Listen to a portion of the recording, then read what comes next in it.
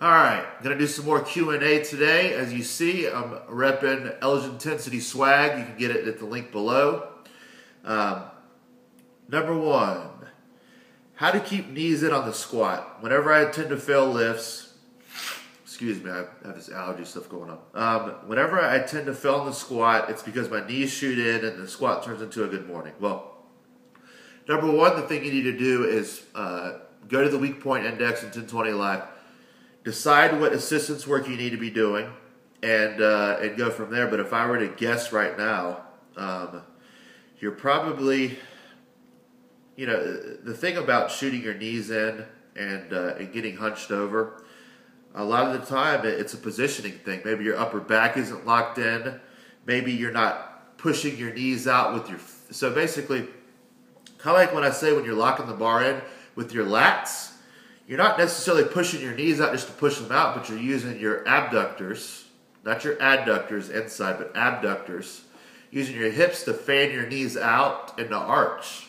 Of course, you're using your lower back too, but think of everything locked in as one. Whenever you start having these micro movements, these extra movements in your squat, then you got a whole shit list of things you got to correct. So best thing to do would be post up video for me to see it, but you gotta dial in your form cues. It sounds like more of a form issue than anything. Again, you're trying to spread the floor with your feet, but you're actually doing it with your abductors, your lateral quads, your abductors, and you gotta keep the back locked in. You can't shoot your knees in and lean forward and expect to end up moving big weight on the squat. Number two, overcome knee and shoulder pain. This is something that pretty much anyone that lifts heavy goes through at one time or another.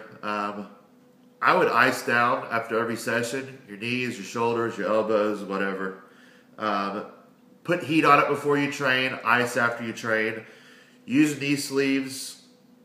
Again, work on your positioning for the squat, your hand grip. Now, a lot of shoulder pain comes from people trying to force their hands in too quick.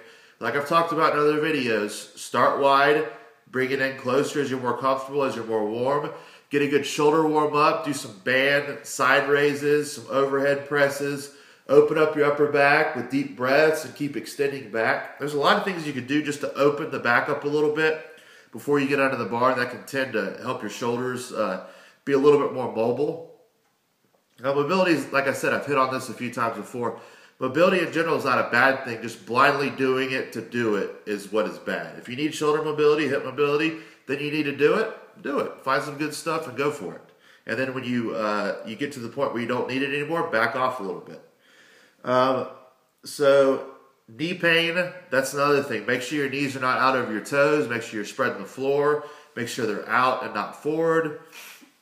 Lots of things, but again, seeing a video would be best for this. Okay, for a raw lifter, when to incorporate a belt and wraps.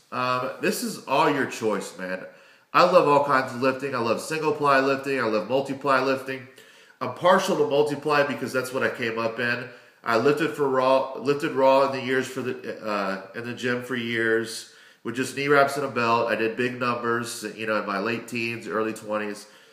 But multiply was what was going on. The WPO was in full force back in the early 2000s, so that's what brought me in.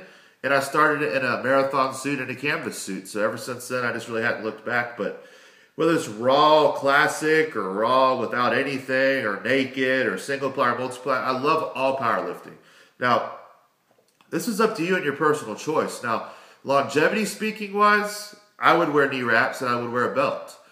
Maybe in your off season, don't wear your belt, don't wear your knee wraps, but as the intensity increases, the percentages increase, as you try to peak for that meet going forward, I would throw in your belt and your wraps starting at week 10, working to, meet day. So 10 weeks out, throw on your belt, and then maybe a week or two without wraps, and then 8 weeks in, till the meet, throw on your knee wraps for your top 2 sets or so.